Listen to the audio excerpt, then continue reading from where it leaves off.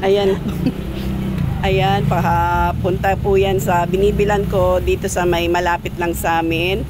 Sa may along Commonwealth. Bago dumating ng Litex. Ayan, sa overpass. Manggagaling ka muna yan dito sa may Commonwealth. May overpass po dyan. Mga katabi niyan mga nagtitinda ng mga cellphone, mga second hand na cellphone. Ayan yung kalsada na yan along Commonwealth. Nilalakad lang yan. Ayan, medyo mahaba-habang lakaran yan, pero malapit lang naman yan dito sa amin. Ang may-ari din po niyan Chinese. At mura din naman dyan. Kaya kapag hindi ako nakakapag-Divisoria agad-agad, diyan ko lang binibili yung mga kulang ko. Marami po kayong mapagpipilian dyan.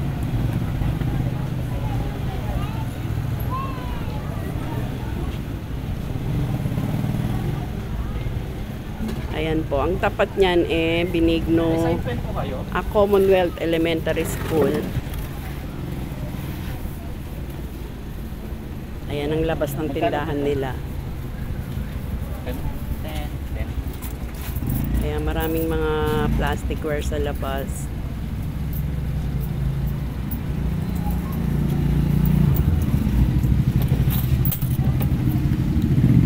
Pasok niyo dyan sa loob.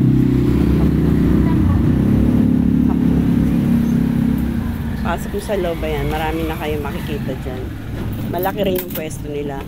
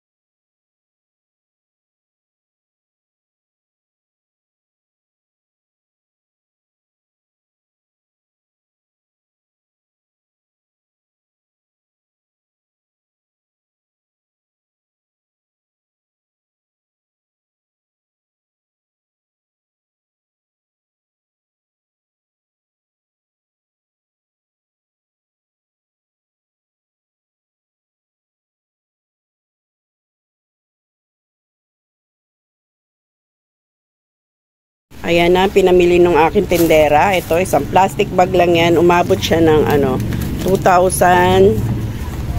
2,675. Ang pinadala ko sa kanyang pera ay 3K. Ito yung dala-dala niyang listahan. Ayan. Sa mga magtatanong ng number, kasi kailangan mag-walk-in na lang kayo kasi hindi sila nag-a-accept ng mga magdi-deliver. Walk-in na lang. Mag-walk-in lang kayo. Kasi ako, ang ginagawa ko kapag hindi ko pini-PM ko lang yung tindera nila. Meron sa messenger. Ang pangalan niya is Mars Carcido. Ilalagay ko na lang dyan sa description box namin. Tapos, pinipick up na lang ng tindera namin. Pero syempre, pag busy sila, hindi rin nila nasisin agad yung chat mo. Kaya kung malapit rin lang kayo sa lugar namin na to, mag-walk-in na lang kayo. Tapos, kayo na bahalang kumuha ng number nila. Kasi nga, inutusan ko lang yung tindera ko. Ito, papakita ko sa inyo at sasabihin ko na rin kung magkano yung puhunan at kung magkano rin ko siyang binibenta. Kasi hindi muna tayo nakapag-Divisoria ngayon, baka by Saturday or Sunday. Kaya sayang naman kung hindi ko to bibilhin. Malaking bagay din kapag kumpleto talaga. Kapag kulang na naman sayang. Kaya konti lang naman diferensya, kaya okay lang. Kaya lang minsan kasi may mga na wala sa kanila, wala rin silang stock, kaya sayang din. Kaya mabuti na lang yung mga nilista ko meron naman lahat. Kaya ayan, sabihin ko na lang sa inyo kung ano-ano yan. Bonggol, 105 isang ganito. Sa Divisoria sa suki ko, nasa nasa 95 lang ata ito, 90 mga ganun. So sayang din yung 15 pesos mo. Pero okay lang yan kasi mabebenta mo naman to ng 200, ang bentahan ko nito is 12 isa. So 144 naman yan. So may tubo ka naman. Son, ito, 110 isang ganito. So 11 pesos isa. Okay lang to. Parehas lang ng magkano surat? Presyo sa Divisoria. 20 pesos isang bentahan ko. Ay mabili palang kulay dito ay black.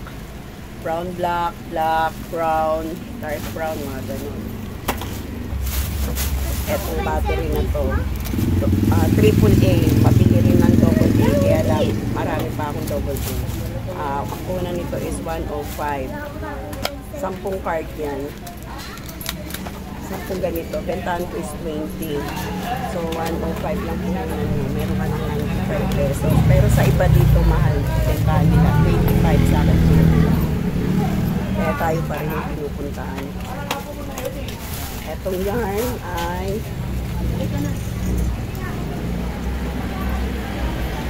75. Pares, 70 sa Divisoria. 75 dito. So, 5 piso lang naman diferensya, di ba? So, kaya hindi kami nauubusan ng stock. Ang bentahan ko nito is 15 pesos isa. So, 180 labas niyan. Una mo lang is 75. Etong aso to, ay Mertiolet. 35 pesos lang yan. Ibibenta ko to 10 pesos isa. So, 120 labas niyan, di ba? Ito ngayon ang hinahanap na ngayon dito sa amin. Sulating pangwakas. Sa mga elementary na hanap nila ito ngayon. Kaya nagpabili na ako ng marami. 50 pieces. Kasi kanina maraming bumili. Pero mga dati ko pang stock. Ngayon marami na ulit naghahanap. Kaya dinamihan ko na 50 pieces. Ang puhunan dito is 10 pesos. Siguro sa Divisoria mga 8 pesos lang to. Pero okay na yan kasi bibenta ko naman to ng 20 or 25.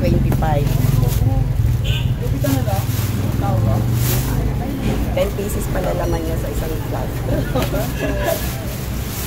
Tapos ito, construction paper. 230 isang ganito. Binibenta ko to ng 2 pesos isa. Tapos nire-repack namin ng by 10. So 20 pesos. Ang laman nito is 250 pieces. So, 500 pesos siya kapag na-penta mo. Wait lang. Kulang mo lang is 230. So, meron nga 270, di ba? Ayun na nga nang makapali. Ayan. Lalo itong Oslo. Ito. Keep quiet. I'm vlogging. Oslo, one rim niya is 100. Dalawang ganito. 65. 250 sheets din yan. Binibenta ko siya ng 2 pesos isa. So, ano yan? 500 pesos labas niyan. Nire-repack ko ito ng by 6, 10 pesos.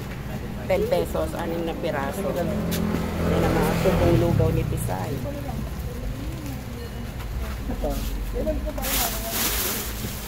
Plus, etong folder.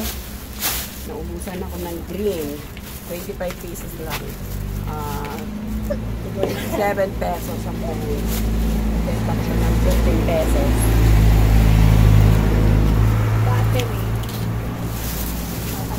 Plus, etong folder jacket. 12 pieces lang muna. Kasi sa Divisoria 9 pesos lang to. Dito 13. Ayan, malaking diferensya din. Kaya 12 lang muna kinuha ko. Kasi malapit na rin naman tayong mamili. Kano ba? Baka may kuko.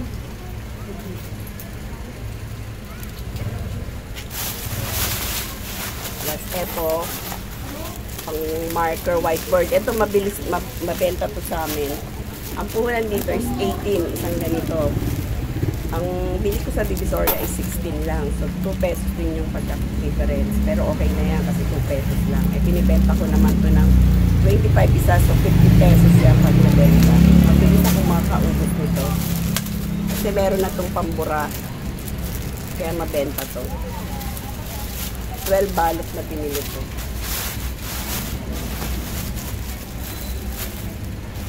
Son, ayusin mo na, Son.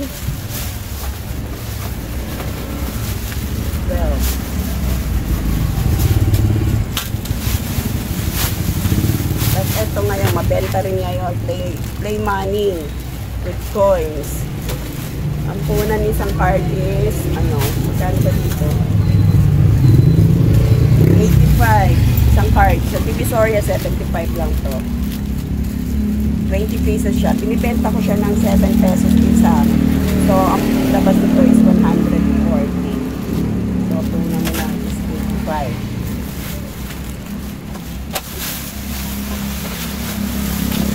Yellow card. Punan dito ay 290. Sa Divisoria to mga nasa 270.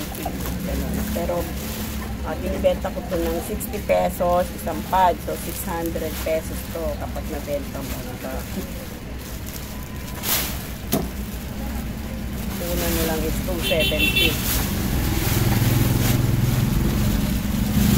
And last but not the least is time card. Meron din pa kayo time card sa tindahan nyo. Kasi mabili rin sa amin.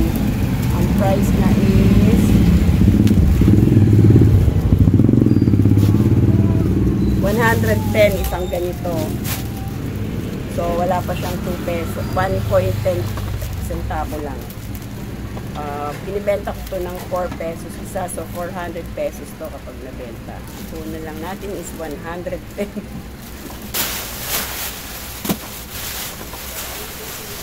So may natira pang isa. Itong mga plastic na to, ginagamit namin to kapunan ng aming basurahan. Kasi pag bibili mo rin itong plastic na dito eh 10 pesos isa to. Kasi medyo malaki. Yung mas maliit ito 5 piso. Pag nagbibisorya kami, ang dami itong plastic.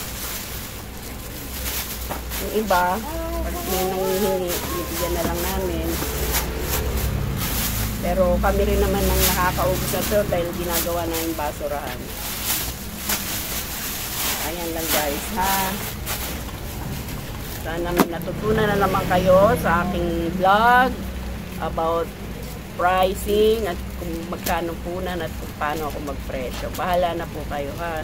Iba-iba naman po tayo ng place, iba-iba naman tayo ng customers. So, bahala na kayo magpresyo sa inyo. Pero dito kasi sa amin mura na po yung mga presyohan namin. Kasi yung iba rito mas mahal pa talaga. Kaya dito talaga sila pupunta.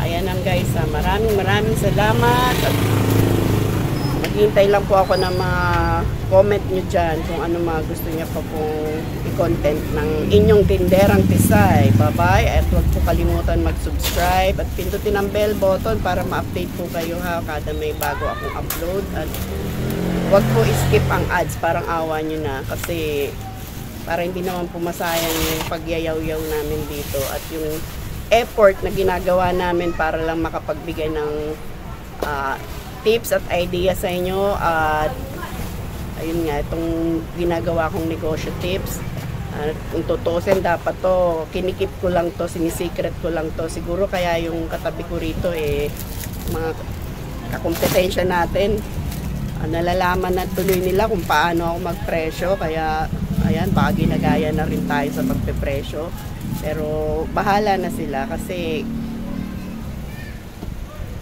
kanya-kanya naman tayo ng abilidad at diskarte. Matira matibay na lang. Si Lord na lang bahala. Kasi ako pinapasa Diyos ko lang lahat ng bagay. Kaya ayan, bye-bye na. Wala na akong masabi. Bye-bye!